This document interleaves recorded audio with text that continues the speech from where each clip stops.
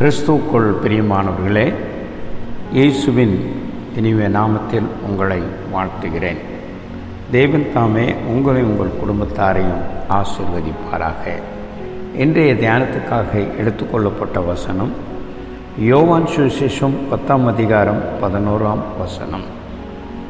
எனக்கு அருமையான தேவச்சனமே, இன்றைய தினத்திலே கர்த்தர் என் மேய்ப்பராய் இருக்கிறார், எனக்கு ஒன்றும் குறைவில்லை என்று நாம் சொல்லி கர்த்தரை துதிப்போமாக.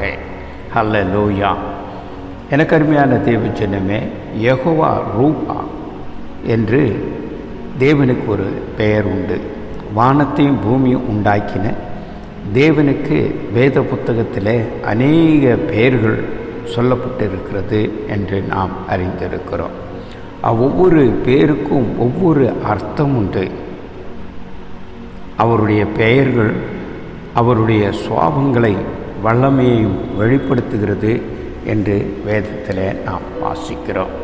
இன்றைய தினத்தில் யெகோவா ரூவா என்பது தேவாதி தேவனுக்கு கொடுக்கப்பட்ட ஒரு பெயர். அதனுடைய அர்த்தம் கர்த்தர் என் மெய்ப்பரார் இருக்கிறார் என்பதாகும். எனக்கு அருமையான தேவச்சனமே, செய்தியின் தலைப்பு யெகோவா ரூவா. ஹல்லேலூயா. வானத்தையும் பூமியும் உண்டாக்கின தேவன் நம்மை போல் ஒரு மனிதனாக உலகத்தில் கடந்து வந்து ஒரு பெயரை பெற்றார். அது இயேசு என்ற பெயரில் வந்தபோது இயேசு தாமே நானே நல்ல மேய்ப்பன் என்று சொன்னதை யோவான் சுவிசேஷம் 10ஆம் அதிகாரம் 11ஆம் வசனத்தில் நாம் பார்க்கிறோம். இவ்விதமாக தன்னை ஜனங்களுக்கு அவர் வெளிப்படுத்தினார் என்று பார்க்கிறோம். காரணம், இயேசு திரளான ஜனங்களை கண்டபோது அவர்கள் மேய்ப்பனில்லாத ஆடுகளைப் போல தோய்ந்து போனவர்களாக சிதறப்பட்டவர்களாக இருந்தபடியினால் அவர்கள் மேல் மனதுருகினார் என்று சொல்லி மத்தேயு சுவிசேஷம் 9ஆம் அதிகாரம் 36ஆம் வசனத்திலே நாம் வாசிக்கிறோம். எனக்கு அருமையானவர்களே, ஜனங்கள் பலவிதமான பாவங்களிலும் வியாதிகளிலும் வேதனைகளிலும் பாதிக்கப்பட்டு சமாதானம் இல்லாமல் மேய்ப்பன் இல்லாத ஆடுகளைப் போல தோய்ந்து போனவர்களாக சிதறப்பட்டவர்களாக இருந்தபடியினால் ஜனங்கள் மேல் மனதுருகி தன்னை ஒரு மேய்ப்பனாக இயேசு தாமே வெளிப்படுத்தினார் என்று பார்க்கிறோம். எனக்கு அருமையான தேவச்சனமே, இன்று இயேசு கிறிஸ்து உங்களை பார்த்து சொல்லுகிறார், நானே உங்களுக்கு நல்ல மேய்ப்பன். ஹல்லேலூயா. எனக்கு அருமையானவர்களே, வாழ்க்கையில் பலவிதமான பிரச்சனைகளினால் சிக்கி தவித்து கொண்ட நிலையில் இருக்கிற உங்களை பார்த்து இயேசு சொல்லுகிறார், என் மகனே, என் மகளே, நானே உனக்கு நல்ல மேய்ப்பன். எனக்கு அருமையானவர்களே, தாவீது என்ற ராஜா சொல்லுகிறார், கர்த்தர் என் மேய்ப்பராயிருக்கிறார், நான் தாழ்ச்சியடைவேன். சங்கீதம் 23ஆம் அதிகாரம் 1ஆம் வசனம்.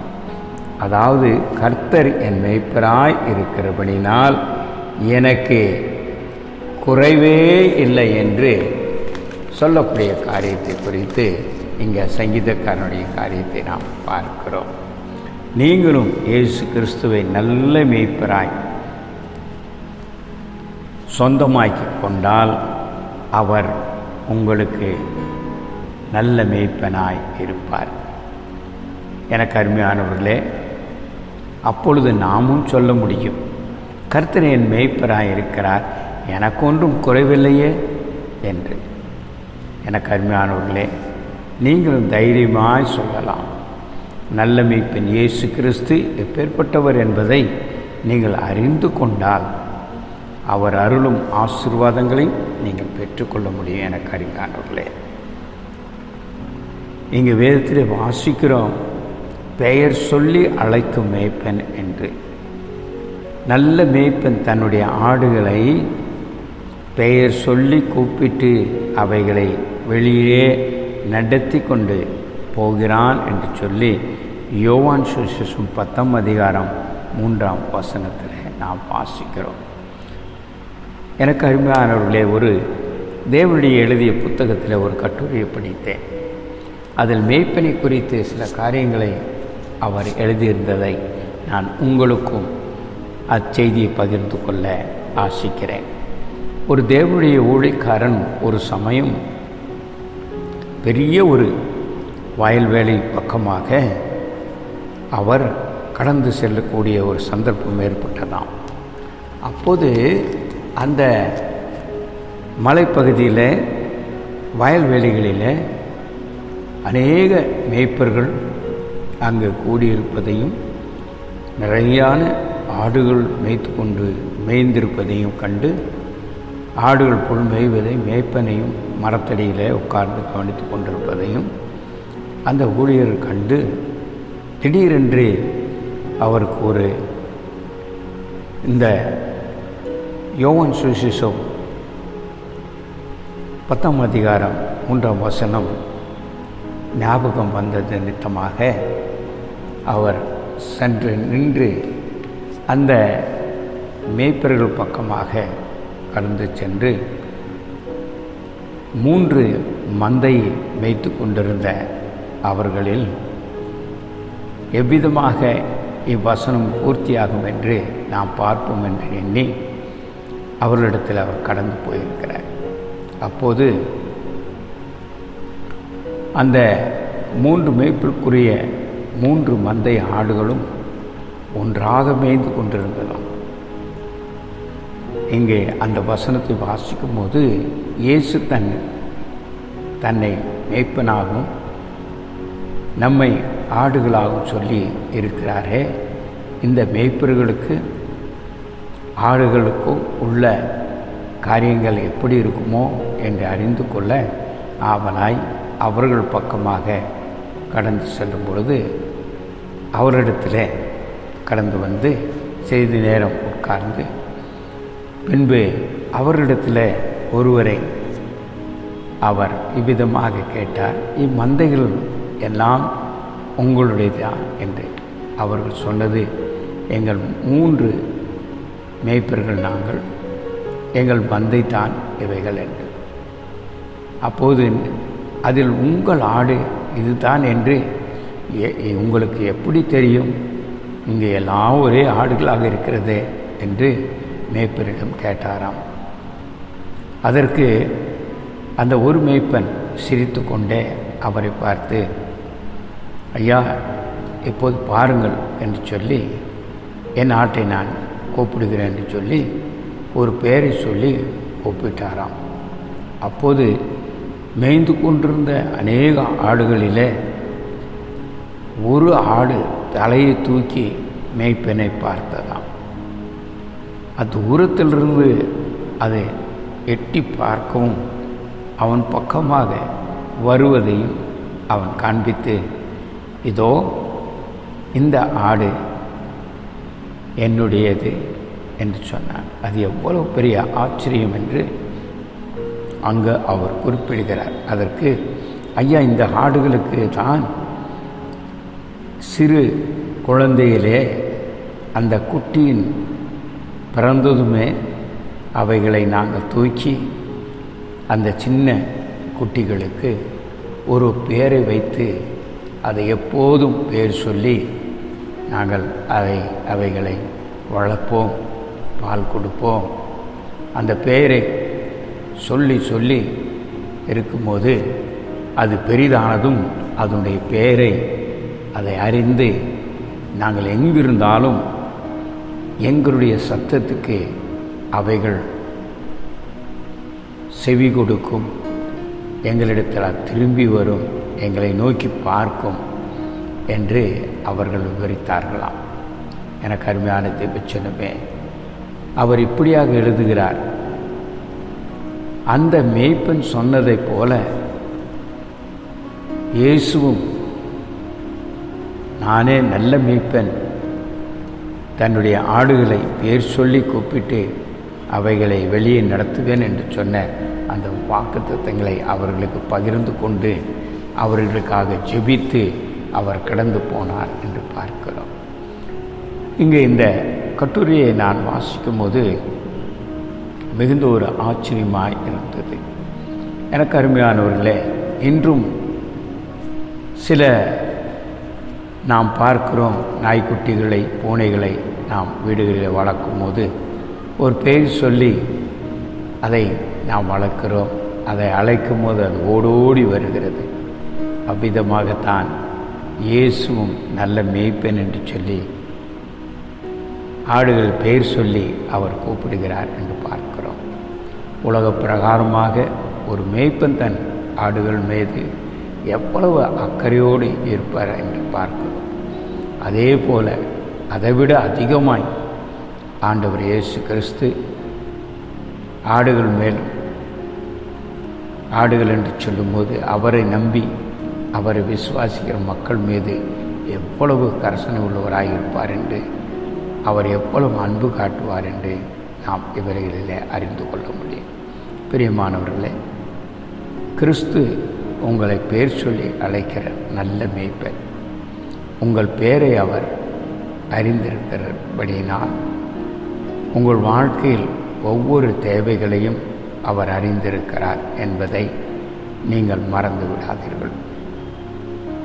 இப்படி உங்களை அறிந்திருக்கிற ஒரு நல்ல மேய்ப்பன் உங்களுக்கு இருக்கும்போது நீங்கள் ஏன் கலங்க வேண்டும்? எனக்கு அருமையானவர்களே, கலங்க வேண்டாம். நம்மை வழிநடத்தக்கூடிய நல்ல மேய்ப்பன் நமக்கு உண்டு. எனவே நீங்கள் திகைய வேண்டாம். அவர் நமக்கு முன் செல்லக்கூடிய தேவன். கலங்காதீர்கள். உங்களுக்கு ஒரு நல்ல மேய்ப்பன் உண்டு.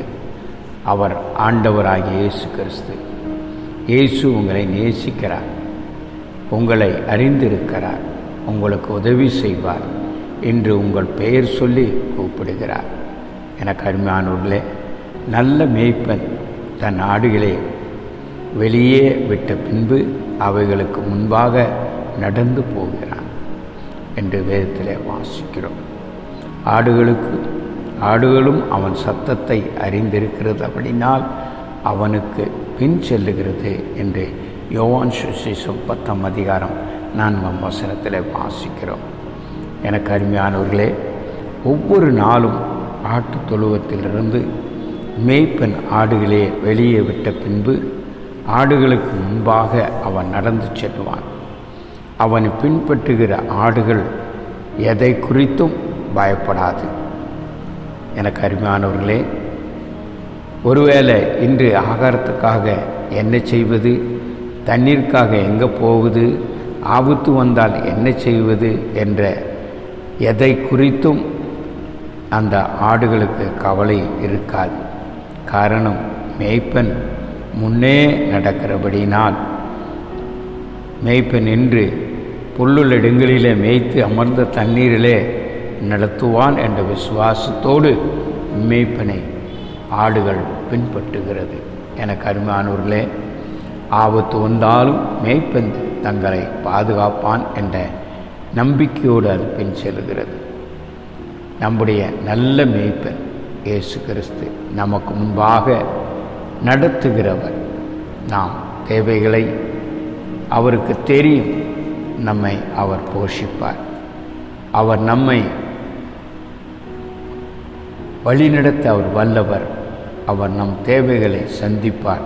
விசுவாசத்தோடு அவர் பின்னே செல்வோமேயானால் நமக்கு பெரிதான நன்மையும் கிருபையும் கொடுக்க அவர் வல்லவராய் இருக்கிறார். எனக்கு அருமையானவர்களே, வேதத்திலே நாம் வாசிப்போமேயானால் அங்கு அவர் சொல்லுகிறதை நாம் தியானிப்போமேயானால் ஜீவனை கொடுக்கும் மேய்ப்பன் என்று சொல்லுகிறார். நானே நல்ல மேய்ப்பன், நல்ல மேய்ப்பன் ஆடுகளுக்காக தன் ஜீவனை கொடுக்கிறான் என்று அங்கே எழுதப்பட்டிருக்கிறது. யோவான் சுவிசேஷம் 10ஆம் அதிகாரம் 11ஆம் வசனம்.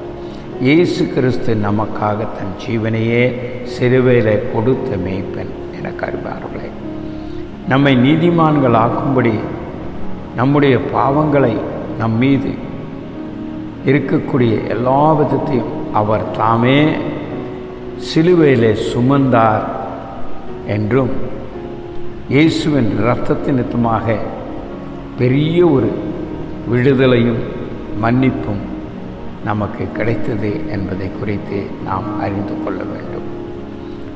நம்மை நீதிமான்களாக்கும்படி நம்முடைய பாவங்களை தம் மீது ஏற்றுக்கொண்டு நமக்காக சிலுவையிலே இரத்தம் சிந்தினார் என்று சொல்லி 1 பேதுரு அங்கு பார்க்கிறோம்.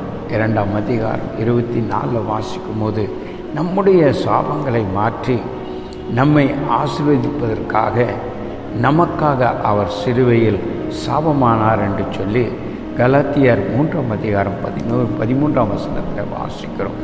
அது மட்டுமல்ல எனக்கு அருமையானவர்களே, நம்முடைய தழும்புகளால் நம்மை சுத்தமாக்க நம்முடைய வியாதிகளை எல்லாம் சிலுவையிலே அவர் சுமந்தார் என்று பார்க்கிறோம். எனவே நமக்கு நல்ல மீட்பன் உண்டு. அவருடைய நாமத்தை நாம் அறிந்திருக்கிறோம். யெகோவா ரூவா, ஹல்லேலூயா, கர்த்தர் என் மேய்ப்பராயிருக்கிறார், எனக்கு ஒன்றும் குறைவில்லை என்று சொல்லி கர்த்தரை நாம் துதித்து அவருடைய நாமத்தை மகிமைப்படுத்துவோம். தேவன் தாமே உங்களையும் உங்கள் குடும்பத்தாரையும் ஆசீர்வதித்து வழி நடத்துவாராக. ஆமென்.